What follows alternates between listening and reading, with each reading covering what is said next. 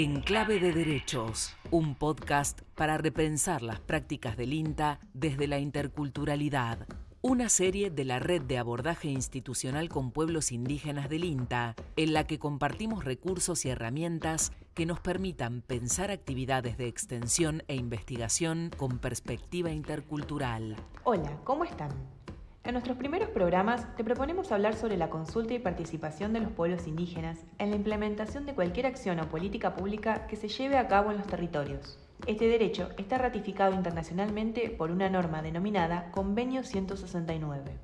En este tercer episodio nos metemos de lleno en el Convenio 169. ¿Cuáles son sus postulados principales? ¿Qué derechos protege especialmente? ¿Cuál es el rol del Estado y cómo debe implementar esta norma? ¿De qué modo podemos abordar el trabajo territorial con pueblos indígenas desde INTA, tomando como marco este convenio? Los y las invitamos a escuchar. Hola, mi nombre es Hernán Coronado, soy oficial especialista para los temas de pueblos indígenas en la OIT y cubro los países de América Latina. El Convenio 169 aborda los derechos individuales y colectivos de los pueblos indígenas. Cabe destacar que la OIT ha señalado que la piedra angular del Convenio 169 es el derecho a la consulta y la participación. Y lo que busca básicamente estos derechos es asegurar que los pueblos indígenas puedan influenciar con sus prioridades de desarrollo las decisiones que adoptan los gobiernos. Entonces es un convenio que aborda de manera bastante específica y amplia los derechos que tienen los pueblos indígenas hoy en la región. Una de las primeras lecciones que deja la implementación del Convenio 169 es que eso ha impactado en todas las legislaciones y políticas de la región. Y segundo, que es importante que los gobiernos institucionalicen mecanismos de consulta y participación para que tanto los pueblos indígenas como las instituciones públicas conozcan cuáles son los mecanismos para implementar los derechos de los pueblos indígenas. También es necesario, tal como señala el Convenio 169, que existan instituciones especializadas con recursos y con capacidad técnica para que puedan abordar los temas vinculados a los pueblos indígenas.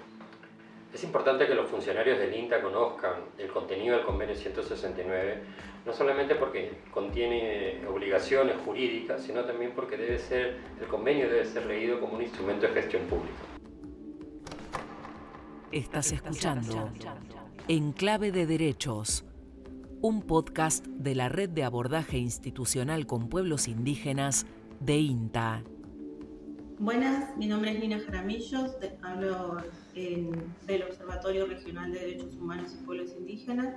El eje central de todos los tiempos fue la protección por los lugares en los que viven, el uso de la tierra, la propiedad de la tierra de un modo en que no sean desalojados y echados de las tierras en las que viven. Ese es como el eje principal en el que tienen como punto en común muchas de estas comunidades y de estos pueblos originarios. Este derecho se consagró en la Constitución Nacional y son algunos de los derechos que faltan que se consoliden como una respuesta concreta. Poder ser titulares de las tierras en las que están les daría una protección legal para evitar esos tipos de desalojo, para afianzar su desarrollo a futuro, para no estar haciendo y poniendo el cuerpo únicamente, sino teniendo también algunas garantías legales que les permita llevar adelante el buen vivir. Ese es uno de los derechos que es como un eje común.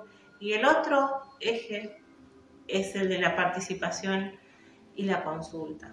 Es un modo de darle un rol activo y protagónico de cada uno de los derechos, porque este derecho a la participación se puede contemplar en el plano educativo, en el plano de la salud, en las distintas fases que nos atraviesan a todos. Estás escuchando En Clave de Derechos.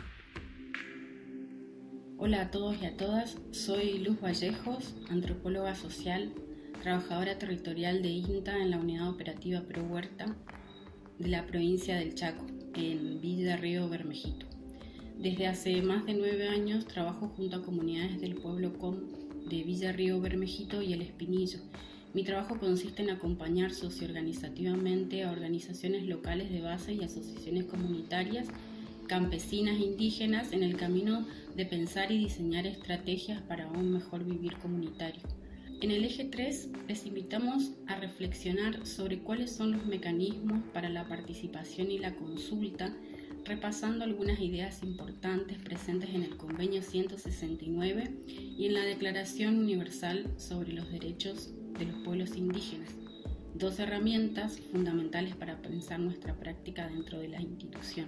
En el artículo 6 del Convenio 169 se establece el derecho de los pueblos indígenas y de sus comunidades a ser consultados mediante procedimientos apropiados y en particular a través de sus instituciones representativas, cada vez que se prevea adoptar alguna medida administrativa o legislativa que pueda afectarlos. La consulta no es un mero requisito formal, no es un aviso ni un informe.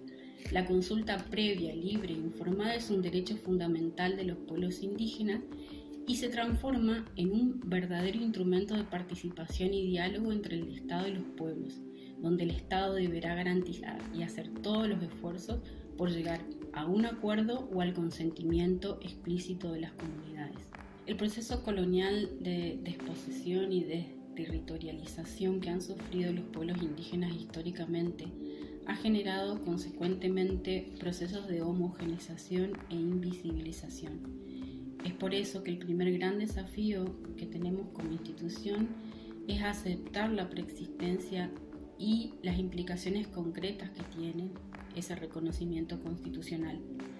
También visibilizar la existencia de las comunidades y sus actividades a través de sus prácticas culturales, económicas, actuales y tradicionales, respetando los tiempos y la organización propia de los pueblos con los que trabajamos.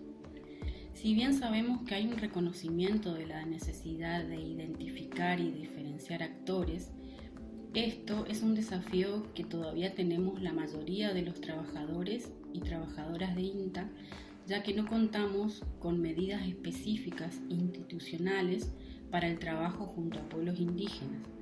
Es decir, en INTA no existen instrumentos específicos para la participación y la consulta junto a pueblos indígenas.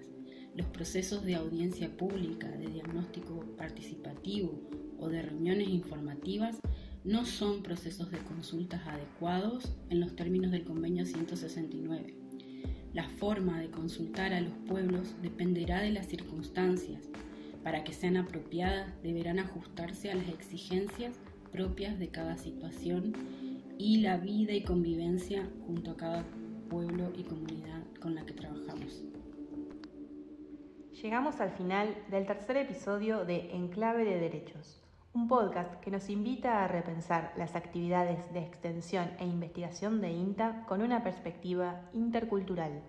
En este capítulo indagamos en el Convenio 169 desde tres miradas: la definición de la norma según los organismos internacionales que la impulsan, la mirada de sus sujetos de derecho en la voz de representantes de los pueblos indígenas y la de trabajadores y trabajadoras de INTA brindando herramientas para su implementación. En el siguiente capítulo volveremos sobre este último aspecto para abordar específicamente una metodología de trabajo que nos permite implementar el convenio como integrantes de INTA. ¡Hasta la próxima! Estás escuchando Enclave de Derechos, un podcast de la Red de Abordaje Institucional con Pueblos Indígenas de INTA.